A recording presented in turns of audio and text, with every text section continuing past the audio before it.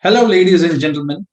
Welcome to yet another Spotlight interview with Global Thought Leaders, an initiative by RightSource Global. I am Zishan Pathan, Director of Client Services with RightSource Global and a council member of Global Thought Leaders. Along with me, I have my colleague, friend, and a council member of Global Thought Leaders, Heval Mehta, the Chief Growth Officer at RSG. Global Thought Leaders is a platform for industry stalwarts to cross pollinate with their experiences, thoughts, ideas, and best practices to inspire each other and future thought leaders. Through spotlight interviews, we strive to bring the community of eminent personalities together from across the globe. We bring the expertise of various functions, roles, sectors together on one platform to inspire future leaders. We have one such industry stalwart today on Spotlight with us, Sunita Lal. Sunita is a renowned individual in clean technology industry. I would request Havel to introduce our today's eminent personality. Over to you, Havel. Well, thank you so much, Zishan. First of all, it's always an honor to speak about Sunitha. I'll definitely try my best because the story is a lot to talk about Sunitha. But yes, Sunitha is the CHRO at Ather Energy, and she's passionate about exploring and curating organizational culture, and is a strong proponent of the oral tradition of storytelling. Sunitha calls experience the luxury of gray hair, and she swims in the overlapping spaces of words, mindfulness yoga, trying the great unknown of the human experience. She is the author of Dotting the Blemish and Other Stories, a collection of short stories about women that reflect and comment on the inherent prejudices we have as a society. A quick introduction about Sunitha Lal, and I'm sure everyone who is listening to this session will learn and know more about Sunitha Lal today. Well, thank you so much, Sunitha, for giving us an opportunity today to speak with you. And I'm sure, along with us, all the viewers, listeners would love to know more about your success journey so far. Hey, thank you very much for the invitation. It's an honor to be here. I hope in this whole process there is something for me to pick up and go and work with. Definitely, definitely. So, Sunita, just to start with, um, we'd like to know in the complete journey so far and how you've handled various challenges so far in your journey. Uh, it's a long story, so but I'll try and keep it as short as possible. Right. uh, I think what makes this journey interesting, see the most important thing is, are you excited about the journey itself? Do you look forward for every day as it comes? And some days are not good, some days are okay, but largely, are you excited? About the journey? And I think for me that came from continuing to be curious. I think staying curious and willing to learn. It is very easy to say I look forward for learning, but learning means that you're willing to let go of something. I mean, that's the most difficult aspect of human resource. Any human being, it is very difficult for us to change our patterns. And willing to receive and work with ourselves.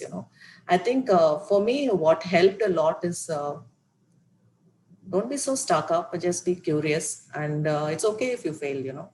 You just get up, dust your knees, and then keep working. But how do you stay the course? See, staying curious is important, but how do you stay the course? How do you stay on being on the road? Continuing to be excited is the resilience only, which is what actually this whole pandemic tested the humanity, the resilience to stay on the course, to fight back. I think resilience is underrated, but it is one of the most important trait, to keep us on the course of a journey.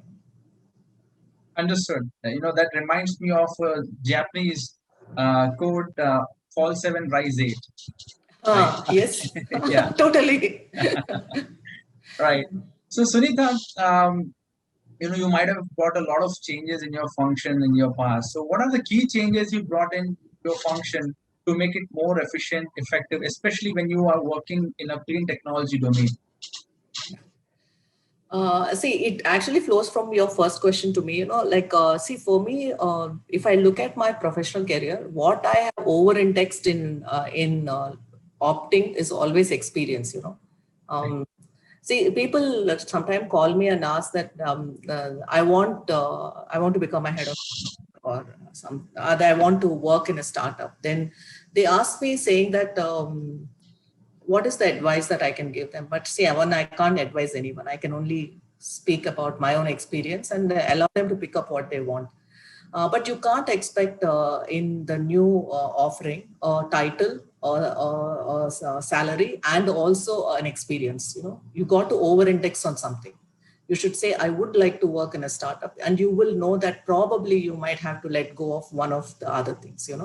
I think if you over-index on experience and saying that experience is important, and because that is exciting for me, okay, then you end up picking spaces where you can actually have that beautiful experience. To me, wherever I have, whatever choices I have made on my career, it is the trajectory is always an experience. What is the experience of being in that space?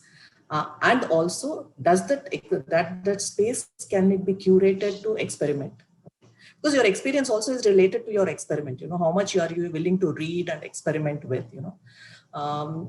It's not that, see, when I look at people saying that policy making, whether you draft a policy in an organization, you can draft it like just look at the comparators and say that, okay, these are the organizations I want to position my policies with, and draft it.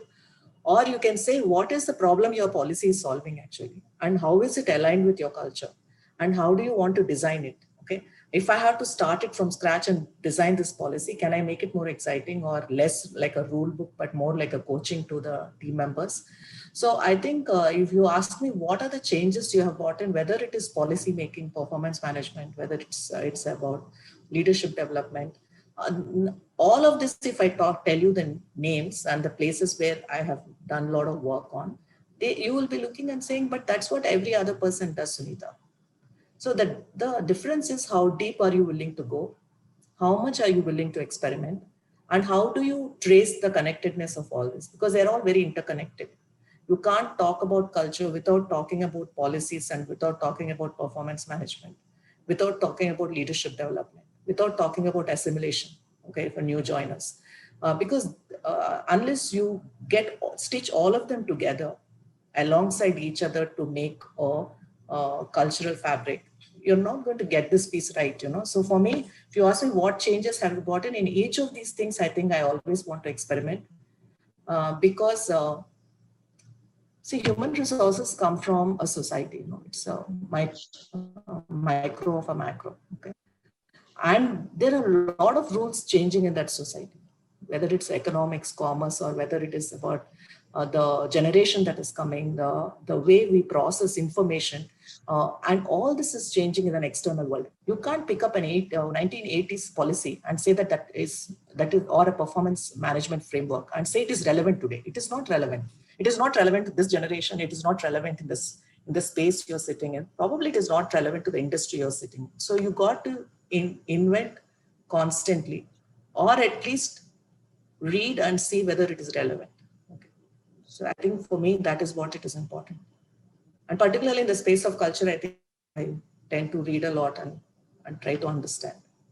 So I just have one question in line with this, Nita, which when you say that you try to understand the culture first, that's what I understood. You try to understand the culture first whilst the policy is designed.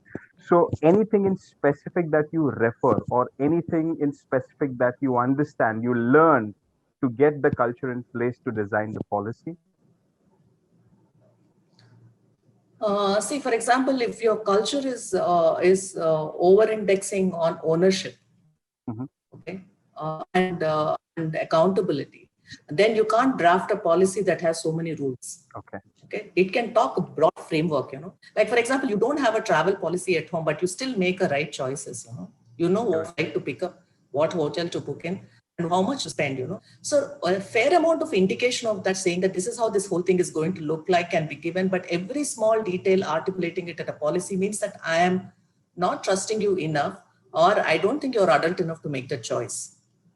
But if I'm talking about accountability and ownership largely, then how do I, but this is very taxing, because you really have to educate the whole organization about why your policies are loosely framed and only context setting, and large part of it is interpretation is there. There is an interpretation where you can look at it very differently. But if you go back and look at the way the policies are adopted in an organization, 95% of your team members actually understand what their interpretation is fairly good. There is a 5% will go all over the place. Now you try to draft your policy trying to avoid that 5%. Okay, but you make it very difficult for the 95%. So if you're saying your culture is over-indexing on certain things, then you please have to go back and relook at all of those things, And for example, in my current organization, we always say that setting the context is important. Context is the most important part of it. So even the way we draft our policies, we very clearly say that why that rule, even a small rule is there, saying that if you're sick, you have to inform your manager. Then we actually tell why you have to inform the manager. It is not a rule thrown at the face of someone. We say that you got to inform first because your manager will know you're not well. Second, if there is a work sitting in your thing, the manager will reallocate that. So you're explaining to the other person the why, the context, and it is not meaninglessly it is not an authoritative way of saying that this is what I expect you to do. It is more having a conversation and explaining to the person why you are putting out a rule there. This is one simple thing I'm explaining, but this is a very important thing when you say policies, the way you draft your leave policy, the way you draft your attend. How do you track attendance? What is your dress code? You see, if you are adult enough and you know that you're actually there in the organization to do a role, you don't need a dress code policy. Fairly, you know what you're supposed to wear and come to office. I mean, if we have to teach that basic, then you really have something is seriously gone wrong with all of us. So, and so this is what I'm saying. How do you articulate your policies? How do you draft them? We make mistakes, when we're drafting, because we would have missed something. But then, are you willing next year to relook at it and quickly change it, put an amendment there? At Ather, we actually even have a working committee, a policy committee, which is a self-directed group, which actually reviews our policies and shares their feedback. It is not a delegated authority, but it is actually something which we enjoy a lot, because it gives us a lot of freedom, to operate. Thank you so much. I guess all the startups will really get a lot of insights with this answer. Not only startups, I would say the ones who are into the HR fraternity, beginning their career, will also get a lot of insights. Thank you so much on that answer. Yep, Zishan, sorry.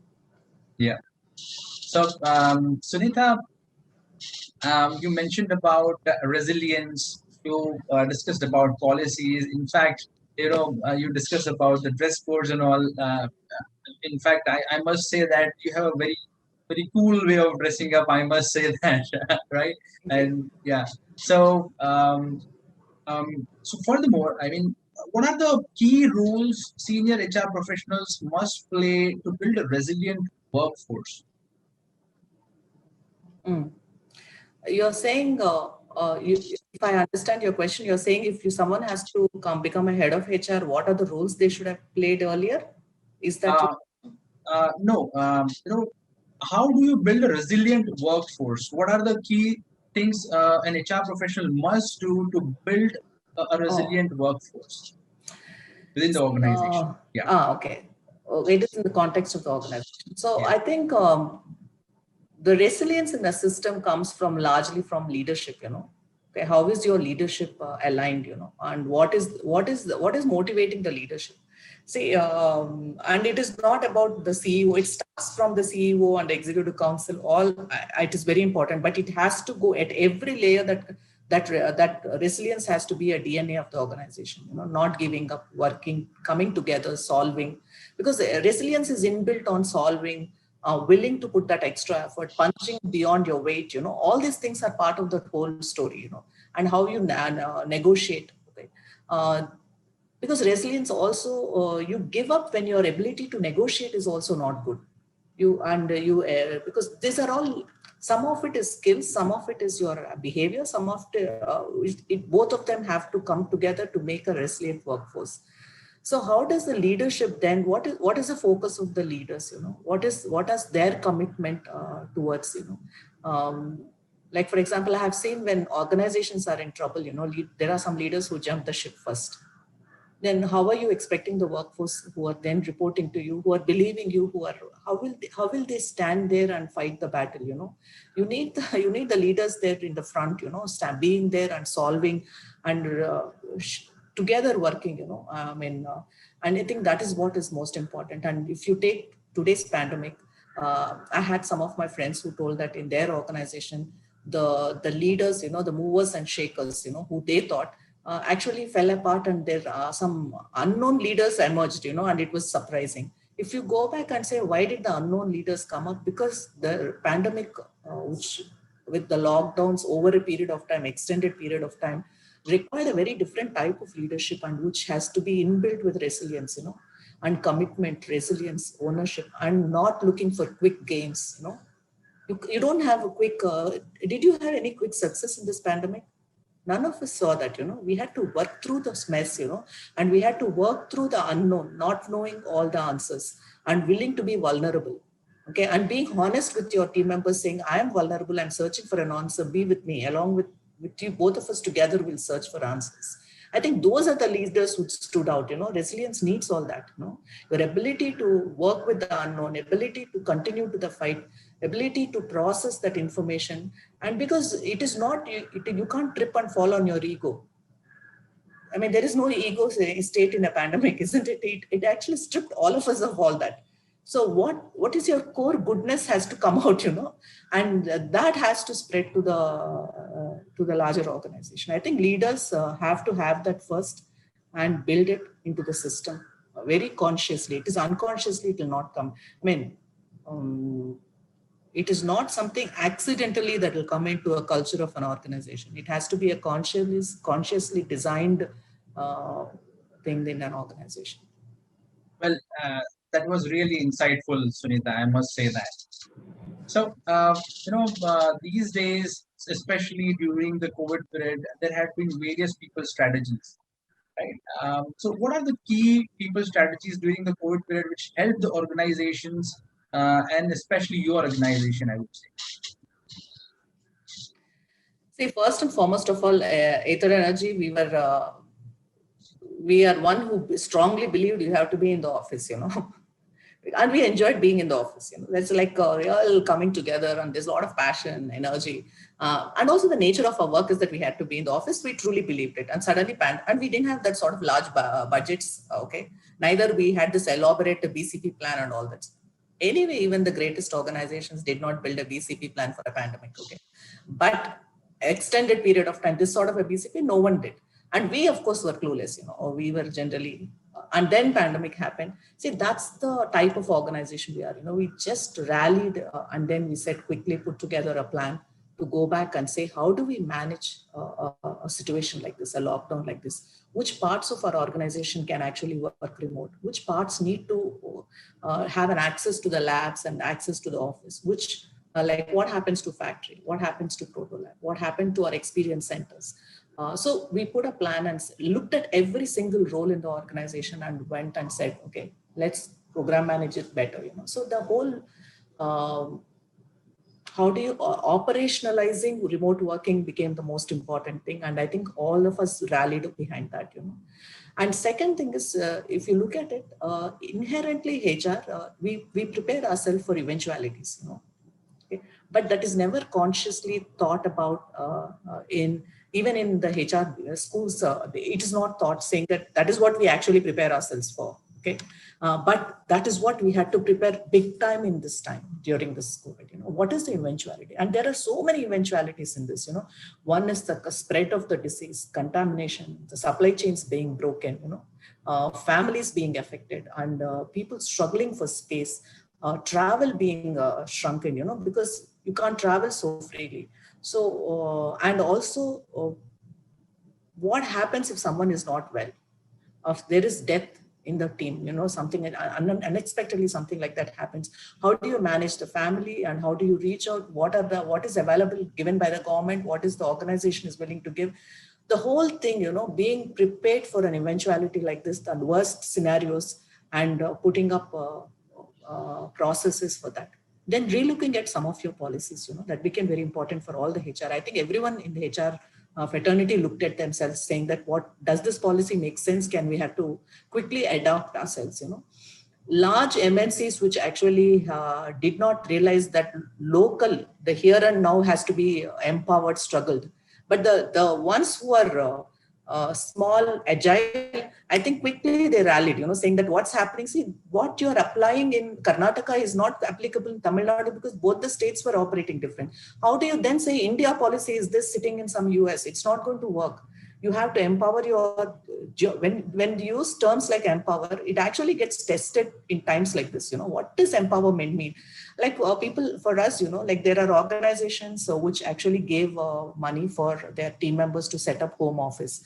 We don't have that sort of a luxury, So we said, okay, if you are in Bangalore and if you want chair, please go to the office, pick up your chair, I mean, there's an elaborate policy for this, just go pick up and see that you're comfortable at home, because probably there is some table or a dining table you're sitting, but at least the chair is comfortable for you.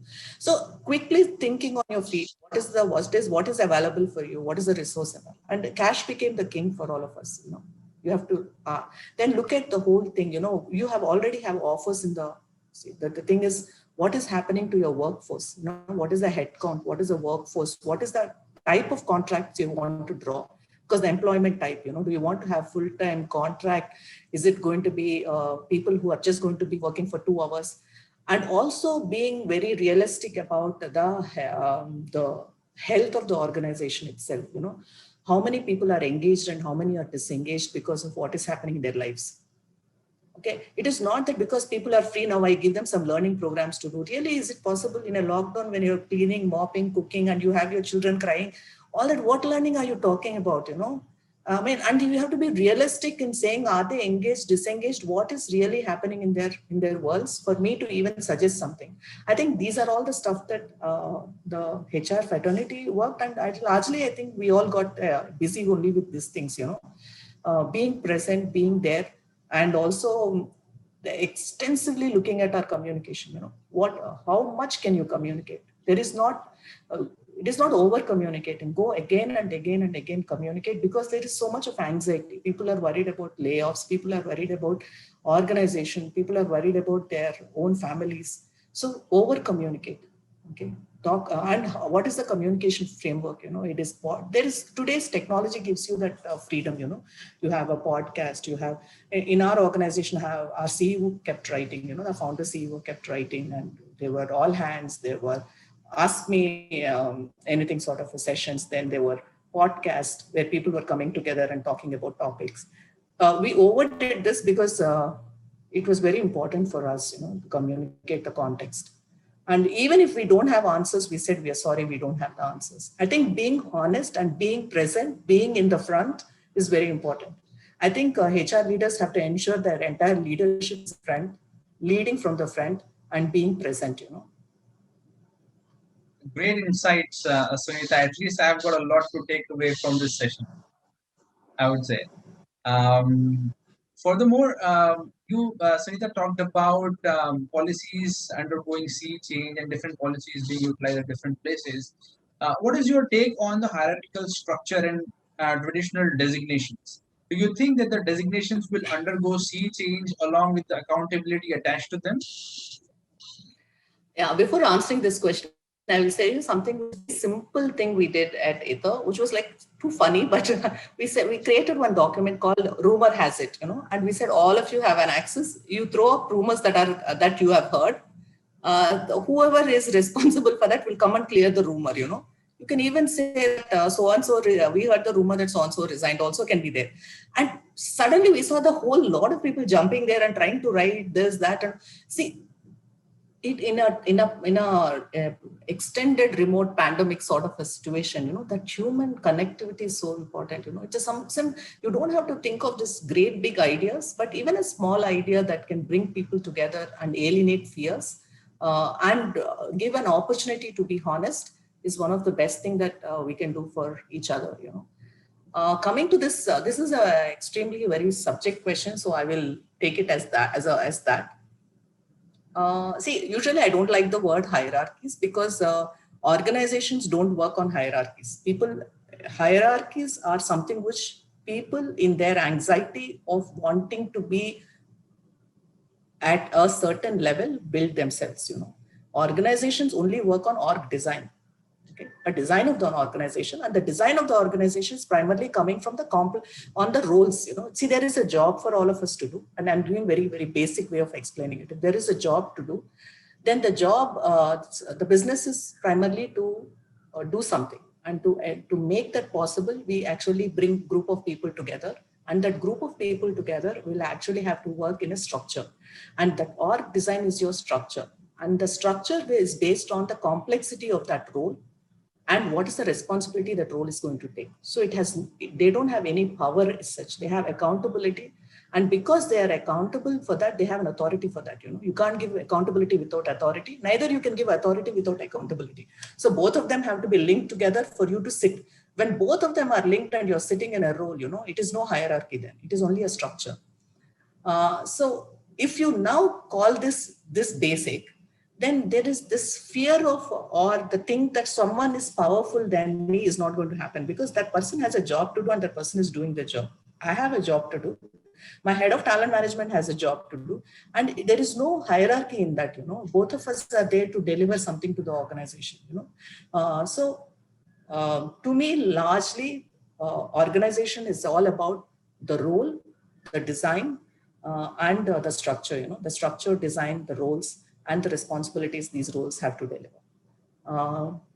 About the designations, the traditional people still feel that, as long as we have this craving for external validation about ourselves, we will constantly work on these level designations, general manager, director, SVP, VP. If I am removing all that, I'm going to call them only based on the role. Okay, it is actually much easier in life. Okay, and it is much easier in the organization. So I think I would prefer to actually have organizations only based on their roles that they perform, not on the level labels like general manager and all that. But there will always be a set of people who would want that, because that they see as a growth path, but organizations more and more are moving towards roles and explaining, and also calling out the roles. Like, for example, if someone is moving from a specialist to a leader, okay, then it is obviously telling that person is going to lead few people and have a more complex role to play, And the complexity is increasing, and they should have competence to deliver that complexity. It is not that I want to go to that role, Do you really have the competence to be in that role, which requires a little more complexity, okay, or a different skill? So are you cross-skilled or upskilled to deliver that, So if you are able to look at it in this sense, I think the question of hierarchies never comes, Well, that's a great thought, Sunita. I must say that. Sunita, being an HR professional, what really drove you to be an author? And you have written books around some specific themes, right? So, what really drove you to be an author? I think I like stories. I think I just get very interested. I keep listening to stories, and I think as a child, I was listening to my grandmother's, and it was very interesting, And see, remember, the storytelling from what you listen from your grandparents is also a way of conditioning, because most of these stories have something to say that you have to be nice and be good, or if you don't do like this, some bad will happen. And there is also a lot of folklore that you tend to hear, and anecdotes. And I mean, these are things that are very the impressions to give. And for me, stories are like a safe space, to land yourself and learn. Okay. So that way I'm interested in stories, and I get sucked into any stories that anyone has to say, because there is something to tell. Why that specific book? I think it's about patriarchy for me, largely saying that how that book is primarily Dotting the Blemishes, primarily about Indian context, saying that in India, how patriarchy is so embedded, and it is in our everyday life, so much so that we don't even call it by that name now. Just because we got our degrees and some of us are earning and some of them are financially independent, doesn't mean that it has gone away. Unnoticed, unchallenged, it is still there in setups, family setups, and it continues to be there. So my question is, can you look at that through the themes of remarriage, widowhood, and division of labor at home? Okay, if your wife is also working and you're also working, how do you, child molestation, abuse, domestic violence? These are some of the themes that keep disturbing me. I think I just only wrote that stories, they're short stories, thinking that probably if someone reads it, there can be a dialogue at the home. And also each of the story talks about a possibility, an alternative way of looking at it. And I only wish that we can continue to explore possibilities. We all want our organization to be pristine, without any of this blemish.